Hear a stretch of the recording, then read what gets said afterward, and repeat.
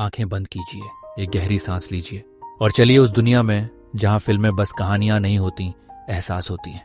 Movies philosophy में आपका स्वागत है। नमस्ते दोस्तों, स्वागत है हमारे पॉडकास्ट मूवीज फिलॉसफी में, जहां हम भारतीय सिनेमा की गहराइयों में उतरते हैं और कहानियों को नए नजरिए से देखते हैं। आज हम बात करने जा रहे हैं एक ऐसी फिल्म की जिसने दोस्ती, प्यार और जिंदगी को जीने के मायने सिखाए। जी हाँ, हम बात कर रहे हैं 2011 की सुपरहिट फिल्म जिंदगी ना मिलेगी दोबारा की, जिसे जोया अख्तर ने डायरेक्ट किया और इसमें अभय देओल, ऋतिक रोशन, फरहान अख्तर और कैटरीना कैफ जैसे शानदार कलाकारों ने अपनी अदाकारी का जादू बिखेरा। तो चलिए इस फिल्म की कहानी को फिर से जीते हैं, इसके किरदारों की भावनाओं को समझते हैं और उन डायलॉग्स को सुनते हैं जो दिल को छू जाते हैं। परिचय, एक अनोखी रोड ट्रिप की शुरुआत। जिंदगी ना मिलेगी दोबारा एक ऐसी फिल्म है जो दोस्ती की गहराई और जिंदगी को खुलकर जीने का संदेश देती है।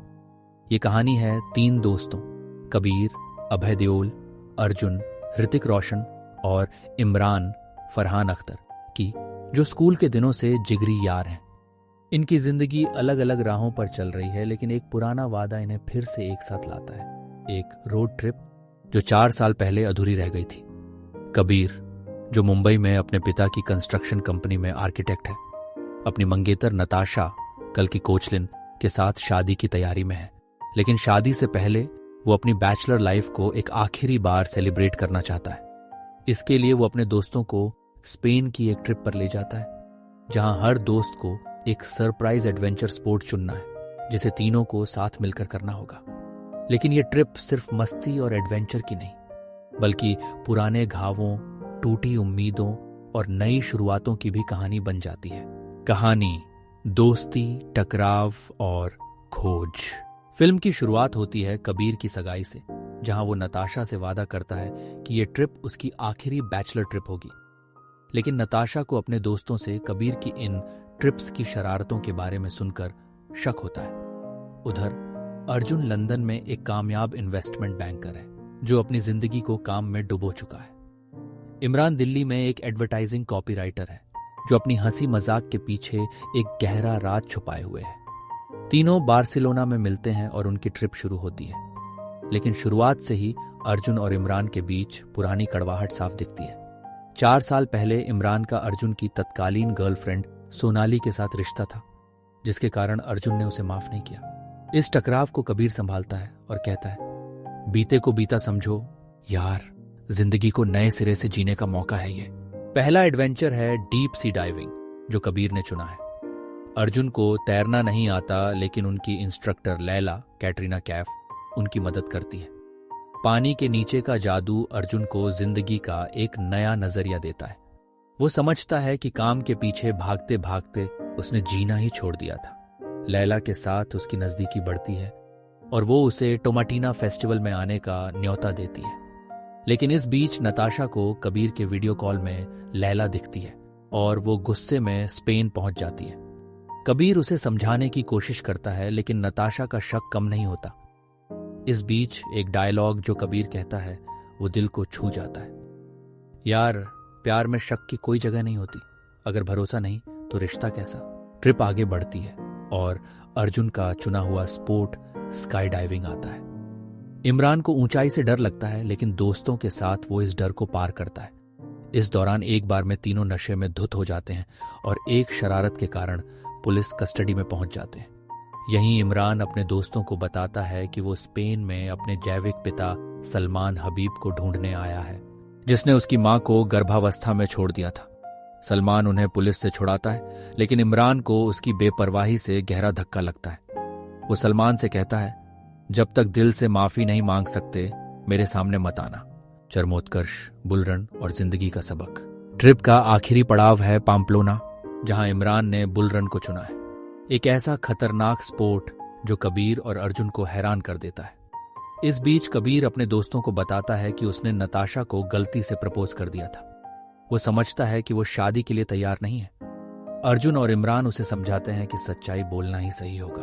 बुल रन से पहले तीनों एक नया वादा करते हैं, अगर वो बच गए तो इमरान अपनी कविताएं प्रकाशित करेगा, अर्जुन लैला के साथ मोरक्को जाएगा और कबीर नताशा को सच्चाई बताएगा। इस सीन में अर्जुन का डायलॉग गहरा प्रभाव छोड़ता है। डर के आगे जीत है, बस एक कदम उठाना है। बुल रन में तीनों सफल होते हैं और उनकी जिंदगी में एक नई ऊर्जा आती है। वो समझते हैं कि जिंदगी एक बार मिलती है और इसे खुलकर जीना चाहिए। फिल्म का एक और यादगार डायलॉग इमरान का है, जिंदगी ना मिलेगी दोबारा तो क्यों ना हर पल को आखिरी समझकर जिया जाए। निष्कर्ष, दोस्ती और नई शुरुआतें। फिल्म का अंत बेहद खूबसूरत है। अर्जुन और लैला की शादी में कबीर और इमरान शामिल होते हैं। कबीर और नताशा अब साथ नहीं हैं, लेकिन दोस्त बने रहते हैं। नताशा अपने नए पार्टनर से कबीर को मिलवाती है और इमरान की कविताएं प्रकाशित हो चुकी हैं। ये फिल्म हमें सिखाती है कि जिंदगी में रिश्तों की अहमियत समझनी चाहिए, लेकिन अपनी खुशी को भी नजरअंदाज नहीं करना चाहिए। अंत में एक डायलॉग जो फिल्म का सार बयान करता है, दोस्ती वो नहीं जो साथ दे, दोस्ती वो है जो सच्चाई दिखाए। इन जिंदगी ना मिलेगी दोबारा सिर्फ एक फिल्म नहीं, बल्कि एक एहसास है। यह हमें याद दिलाती है कि जिंदगी के हर पल को जीना कितना जरूरी है। फिल्म जिंदगी ना मिलेगी दोबारा अपने बेहतरीन निर्देशन और कहानी के लिए जानी जाती है, लेकिन इसके निर्माण के दौरान कई दिलचस्प बातें सामने आईं। सबसे पहले ये जानकर हैरानी होगी कि इस फिल्म की शूटिंग स्पेन के विभिन्न खूबसूरत लोकेशंस पर की गई थी और फिल्म की पूरी टीम ने इस यात्रा को एक असली रोड ट्रिप की तरह लिया। निर्देशक जोया अख्तर ने स्पेन को चुनते समय विशेष ध्यान दिया कि हर लोकेशन फिल्म की कहानी और किरदारों के विकास में महत्वपूर्ण भूमिका निभाए। फिल्म की शूटिंग के दौरान कलाकारों और क्रू ने भी उन लोकेशंस का भरपूर आनंद उठाया जो दर्शकों को फिल्म में देखने को मिलती हैं। फिल्म में दिखाए गए एडवेंचर स्पोर्ट्स जैसे स्काई डाइविंग, बुल रनिंग और डीप सी डाइविंग को फिल्म के मुख्य किरदारों की व्यक्तिगत विकास यात्रा के रूप में देखा जा सकता है। दिलचस्प बात यह है कि ये सभी स्टंट कलाकारों ने खुद किए थे, जिसके लिए उन्हें विशेष प्रशिक्षण दिया गया। ऋतिक रोशन, फरहान अख्तर और अभय देओल ने इन स्टंट्स के लिए महीनों तक तैयारी की। स्काई डाइविंग के दृश्य के लिए तो उन्होंने 45 बार स्काई डाइविंग की प्रैक्टिस की थी ताकि वह सीन बिल्कुल असली दिख सके। फिल्म में कई ईस्टर एग्स भी छिपे हैं जो दर्शकों के लिए एक विशेष सरप्राइज है। उदाहरण के लिए, जब फिल्म के तीनों मुख्य किरदार टमाटर फेस्टिवल में भाग लेते हैं, तब उन्होंने खुद को असली टमाटरों से लथपथ कर लिया था। इसके अलावा फिल्म में कई संवाद ऐसे हैं जो फरहान अख्तर की पिछली फिल्मों को रिफर करते हैं।